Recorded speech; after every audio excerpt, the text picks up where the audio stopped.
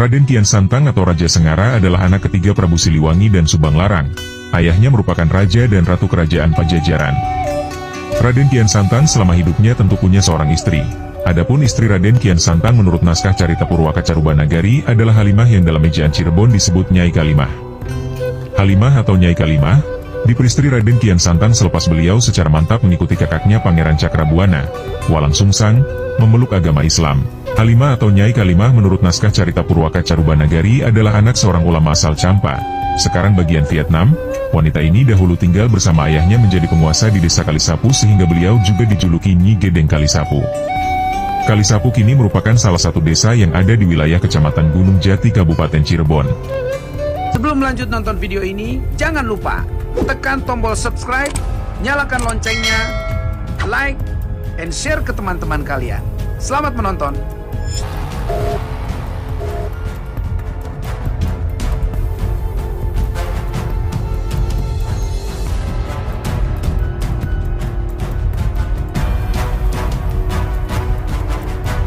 Keluarkan dunia dari hatimu, dekatkan hatimu dengan keimanan.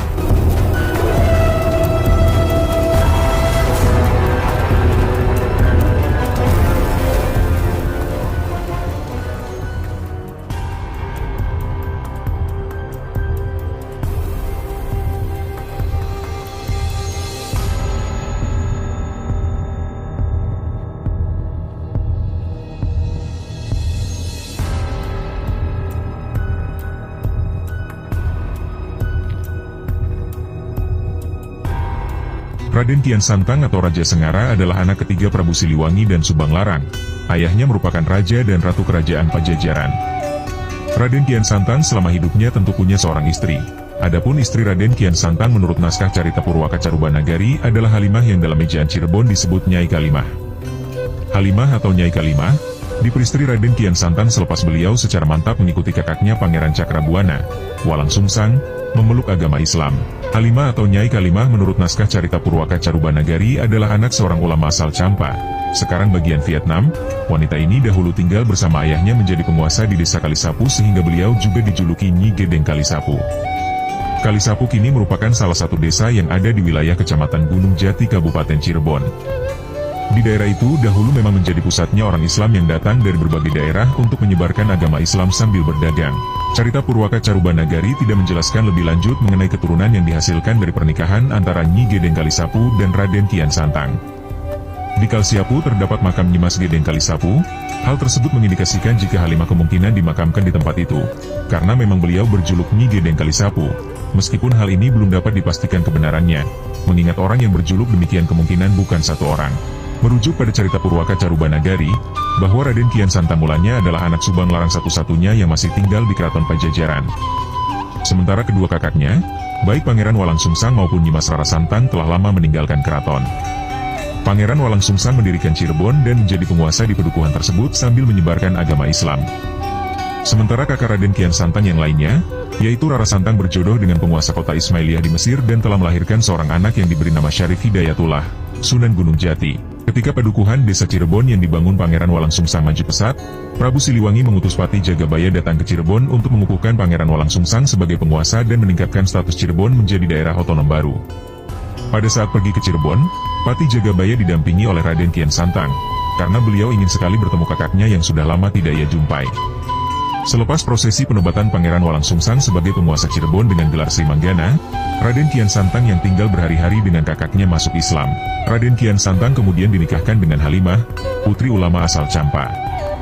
Setelah masuk Islam, Raden Kian Santang kemudian menunaikan ibadah haji, dan nantinya memperoleh nama Islam, Haji Mansur.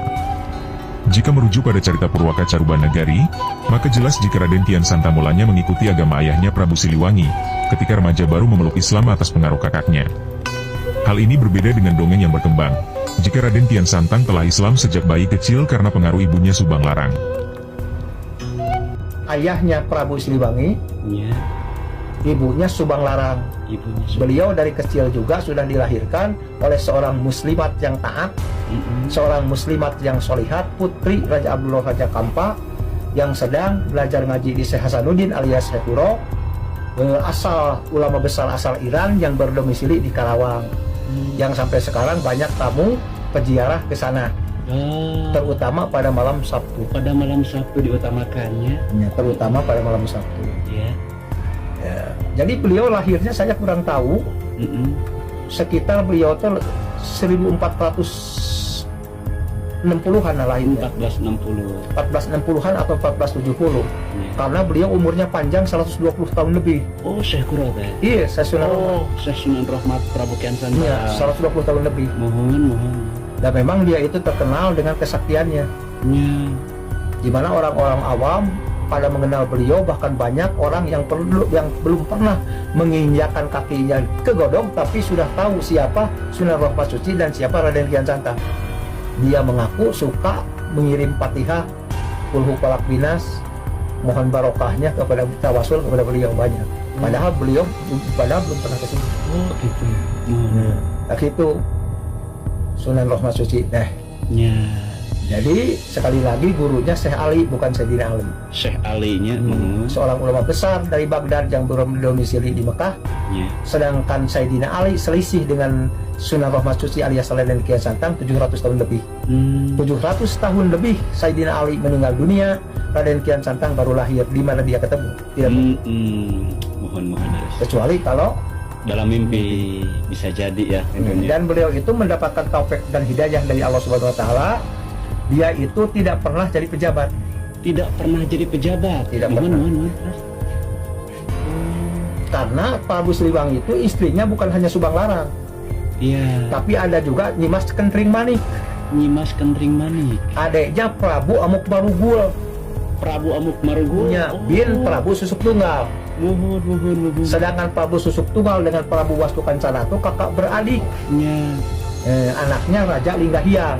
Oh. Raja Linggahyang anaknya Raja Linggawesi. Raja Linggawesi anaknya Ratu Purbasari. Ratu Purbasari yang memindahkan ibu kota dari Rawalakbok Ciamis ke Bogor. Ya. Dan Ratu Purbasari putri Ciungwanara. Putri Ciung Wanara. Ciung Wanara bin Prabu Adimulya alias Kudalalayan Oh. yang mendirikan kerajaan Galuh Pakuan. Oh, sejarah kerajaan Galuh. Kerajaan Galuh Pakuan yang beribu kota di Rawalakbok yang dipindahkan oleh Ratu Bungsu Ratu Purbasari ke Bogor. Ya. Sedangkan Prabu Siliwangi lahir di Bogor, Raden Kian Santang pun lahir di Bogor. Prabu Siliwangi lahir di Bogor. Raden Kian Santang pun di Bogor. Oh. Walang Sungsang Kian Santang. Kalau Walang Sungsang pernah mendirikan kesultanan di Cirebon. Pernah mendirikan. Setelah Walang Sungsang meninggal dunia, Ya. diteruskan oleh Syekh Sarif Hidayatullah, Sunan Gunung Jati. Sunan Gunung Jati Cirebon alias Wali Sangat tersebut. Dan keturunan dari beliau itu adalah Maulana Hasanuddin Banten, Maulana Yusuf Banten, Syekh Maulana Hasanuddin, Syekh Maulana Yusuf. Yusuf sampai Sultan Ageng Tirtayasa sampai Sultan Haji. Dan Sultan Ageng Tirtayasa sekarang diabadikan jadi nama Universitas Sultan Ageng Tirtayasa di Provinsi Banten. Subhanallah. Ya. Nah, ini si Raja Linggawesi, Raja Linggawesi. Raja Linggahyang, cucunya Ciwanara, itu kakak beradik dengan Raden Wijaya, Raden Wijaya, pendiri Raja Majapahit. pendiri Majapahit. Yang zaman keemasannya adalah zaman Raja Hayamuruk. Raja Hayamuruk. Raja Hayamuruk dengan Patih Gajah Mada yang gagah berani, gagah perkasa, manusia selamat sehat, pemberani, petah lidahnya, cerdas dan pintar, ingin mempersatukan Nusantara. Ya. Sebenarnya itu kerajaan Majapahit itu pada waktu itu luas. Papua Nugini pun, Papua Barat, Papua Nugini masuk wilayah Indonesia, berikut Singapura, Semenanjung Malaka, dan daerah Sarawak. Itu masuk wilayah Indonesia.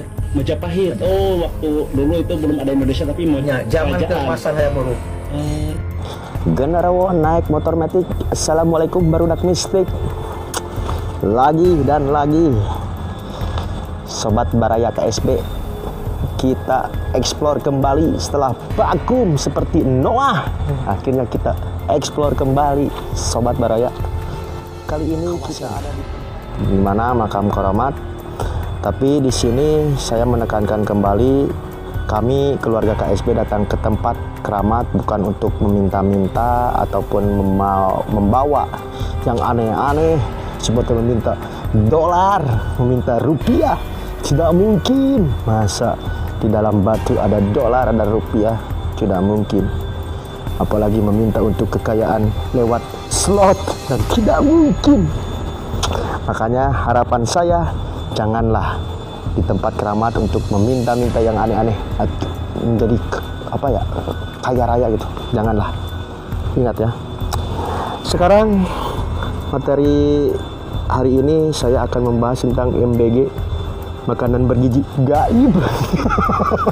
Di mana hari ini seluruh masyarakat gaib sedang bingung di mana MBG katanya berbahaya. Padahal mah kuntilanak jeung genderuwo gen teu rame da.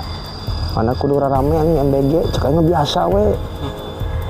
Padahal mah misalkan MBG di dunia gaib ya, genderuwo misalkan dahar suwir ayam keracunan, misalkan genderuwo modal jadi megang kan. Jadi abom-bom gitu. Punten abom-bom misalkan. Kuntilanak misalkan keracunan buah anggur misalkan. Kan lompat terekelan tangkal gitu. Keracunan buah anggur misalkan. Gara-gara MBG gitu, makanan bergizi gaib. Tong jadi masalah gitu, misalkan aya masalah di MBG ayeuna, kita jadi pelajaran lah, berarti kudu evaluasi diri untuk pemerintahan gaib kali ini gitu. Yang harapanna mungkin untuk masyarakat gaib, terus lah MBG mungkin diubahkeun we, ayeuna mending keneh genderuwo jeung kuntilanak dan lain-lain di tempat ini. Diberena ulah makanan bergizi lah. Tapi pekerjaan gitu, tempat layak huni gitu, kita cari di tempat-tempat karya gitu, bebarengit aslina anjing tadi kayak getret anjing. Dan masalah sieuna sona engkau ilham tidak takut kali ini, karena kenapa siang hari anjing.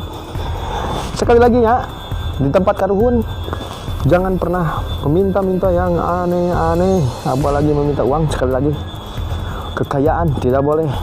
Dan sekali lagi, kita sebagai generasi muda yang tersisa di masa digital kali ini, di pemerintahan hari ini, jangan melupakan sejarah atau budaya karuhun, bahwasannya kita sekarang ada karena adanya karuhun yang sebelumnya. Hatur nuhun Sobat Baraya KSB. Wassalamualaikum warahmatullahi wabarakatuh.